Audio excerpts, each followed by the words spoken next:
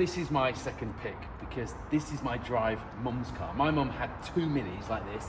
She had a white Mini City, which had all sorts of things done to it. It was basically a road rally car, cosmic wheels, roll cage. And we used to go to school in that. We were so cool. And then a flame red, which, you know, this is a sport pack Mini with the big arches, but the flame red one didn't look dissimilar with the, you know, the little arches on it. And again, that had a roll cage. It was a road rally car.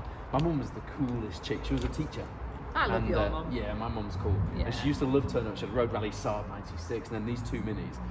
And everything had roll cages in when we were kids. So we'd go to school hanging off the roll cage, which was mint. And I remember my dad was really fastidious, so he used to have like leather covers on the roll cage, zip up covers and everything, just to stop us from scratching the roll cages in the back when we were going to school. So this is my mum's car. I'll always look at a Mini and think, my mum's here to pick me up from school. And it's a great pick. Yeah. Because this Mini was my first car. There we go then. Plenty of Mini really stories. Pleased that you picked this. So let's have a Mini adventure. Oh, let's.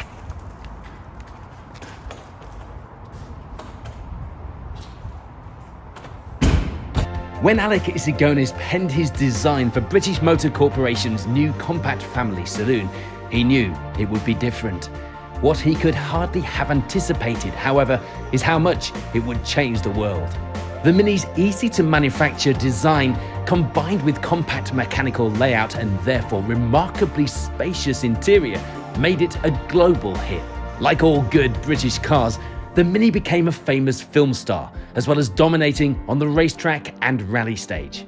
This later Rover Sport Pack Mini, with its flared wheel arches and huge Mini Light-inspired wheels, may have featured more modern styling cues, but under the skin, it was very much the Austin and Morris ancestor at its heart. Yeah, now turn it off quickly.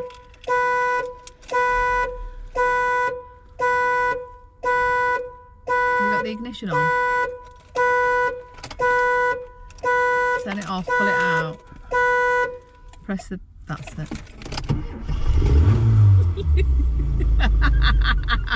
Great start. Yeah. So some of my best car memories are in Minis, because I even remember the steering angle. My mum driving like a truck, yes, compared to a normal car. Like Dad's car was like this, Mum's car was like this. Yes. And my dad had a race prepped Mini Cooper S Mark III. I don't know, when I was probably at uni, but we used to race it at Harewood Hill Climb. And still in a racing car, it's like this. It's still at the same angle. And you see, like, if you watch Paddy Hopkirk, if you see some of the modern Minis, or the new historic rally Minis on rally stages, and they're going through Dolby sideways like this, opposite locking like this, like a bus driver. I love that. Right, I've been looking forward to this because I haven't driven, apart from that Cooper S every now and again, I haven't driven that many Minis. Have you not? No, and it's one of those cars that I think, oh, they're a bit obvious as a classic car, I don't want a Mini. And then you get in one, even sitting in one, you're like, I want a Mini. I want a Mini, yeah. I want a Mini. Oh, yes. Driving the Manx lanes in one of these. And the modern Minis aren't Minis, are they? Not really, although I can appreciate the retro design. But yeah, they're not Minis. They're not a Mini car. No, this is, oh jeez. The Sport Pack ones as well, with the big arches like this, just look brilliant, don't they? I mean, listen at it. That A-Series engine, and then when you get one with a straight cut gearbox, there's just nothing that sounds quite like a rally Mini. But the fact that I used to go to school in these, whoa, trucks. No? Truck. This is one of those cars that you're going to have to remind me I'm still driving, so you get a go. Because it's just so much fun. It's like, you know, everyone talks about go-kart cars. And I've got one of those. My Clan Crusader is a bit like a go-kart, but a Mini, especially with seeing the wings in front of you and this steering angle, just feels like a little go-kart. Yeah. My mum's red Mini, I have a really visceral memory of. We must have been, I don't know, 7 or 8, and we were driving to Sainsbury's, and we were driving, I even know where we were driving through South Cave, at the back of South Cave, and we're listening to the Bangles' Eternal Flame on the cassette player. Yeah. What a tune.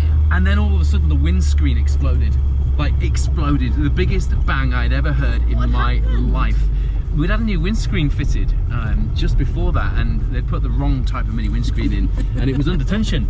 and it just exploded. So we were at the say my name, sunshine through the rain. Glass everywhere. We pulled over. None of us really knew what happened. And your mum was driving at the time. Yeah, I was only 7 or 8. I remember Did Mum she let had out a little scream? well, she had curly hair in like a perm, and I remember she was rubbing her hair and glass was coming out of her hair when we got out of the car. So we're all stood there by the side of this car, me and my little brother Mike, and this thing had exploded. I mean, it was quite dramatic for kids. What a frightening experience. In actual fact, the windscreen had shattered, nothing else had happened, but for us it was traumatic. And I bet initially you thought something had hit the screen. Yeah, and I loved that song, but every time you get to that bit, Are you like that? yeah, Trigger. as soon as you get to Trigger that point. bit, yeah, so great song, but bang is all I think. And then our white Mini, after Mum and Dad traded that in with a car dealer in Manchester for the red Mini Flame, Yeah. this white Mini was then used in a ram raid and a hit and run on a traffic warden.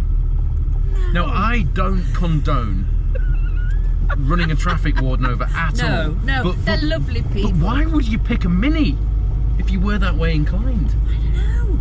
But luckily, Dad had to prove, because in those days it was all paperwork, wasn't it? Yes, So the police knocked on the door and said, "Do you still own a white Mini City with a roll cage and cosmic alloy?" But the police didn't really care what the car was fitted with, but because basically a traffic warden has been assaulted with this Mini, and my dad's having to find the paperwork to show that he'd partaked it. Yeah. So Minis, like Sierras, have been quite dramatic for the Woodfords. Good memories. You do have quite a lot of stories to tell, don't you? Yeah, all my stories are car stories though. You have to be a certain type of girl to understand me. I'm still trying to. Luckily, I found one. Do you want to go in the Mini, Sarah? I would love to go in this Mini. I really would.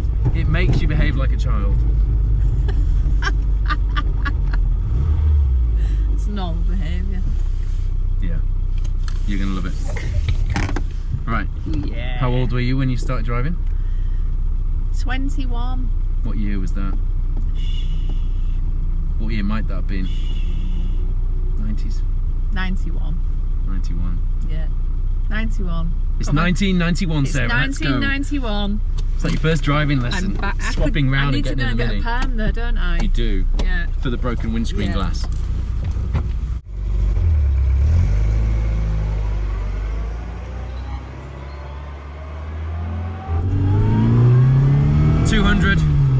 Right 90. Don't cut caution through building into Titans 2 left. Past trucks. Oh, this is just. Does feel like It's co-driving in a rally car, being next to you in a Mini. No grab handles.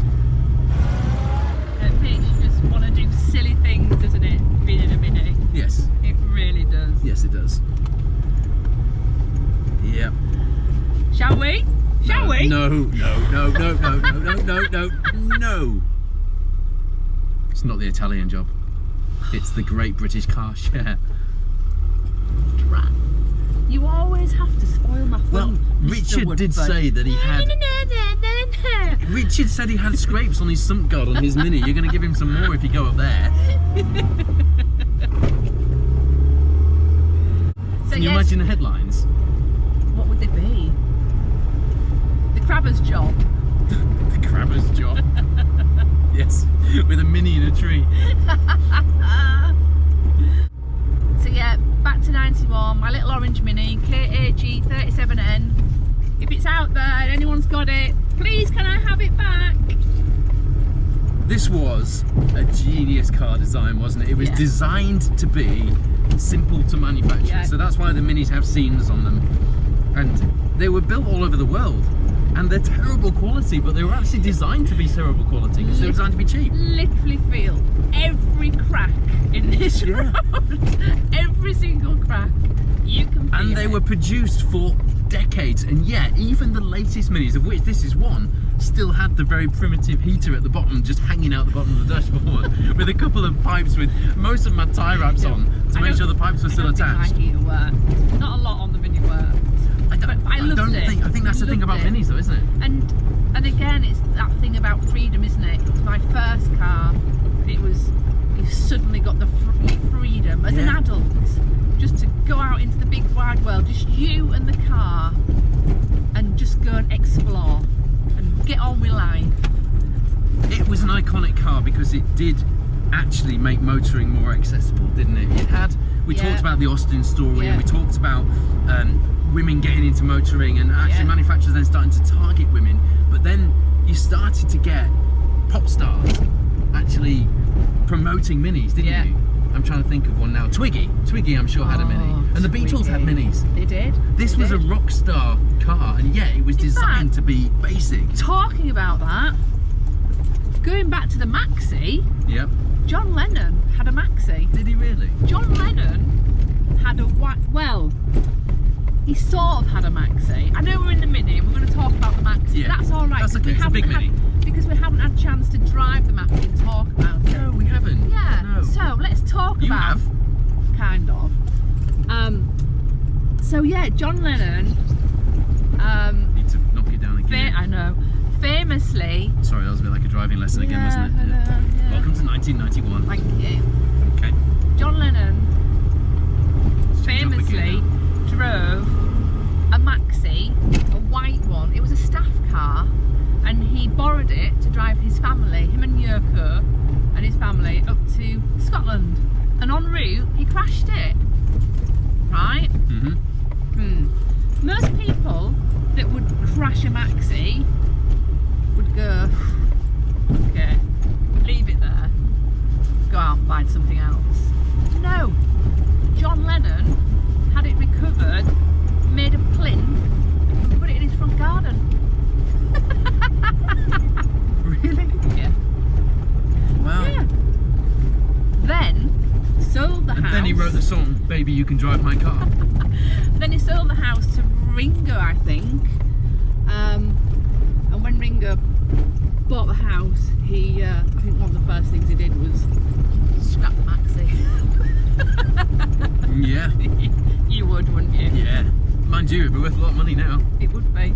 Yeah, it John really Lennon's would be. crashed Maxi. Yeah. So what you're saying is, you and John Lennon have got something in common. You and Maxis just don't get on. The Crabtrees and the Lennons just need to stay the hell away from Maxis. Defo. I love this Mini. I love this Mini as well. Mini or broken Maxi?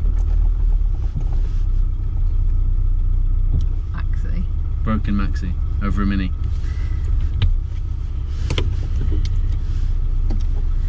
If a broken Maxi is good enough for John Lennon, a broken Maxi is good enough for me, mate. And on that bombshell. That's a good line. It's a good line.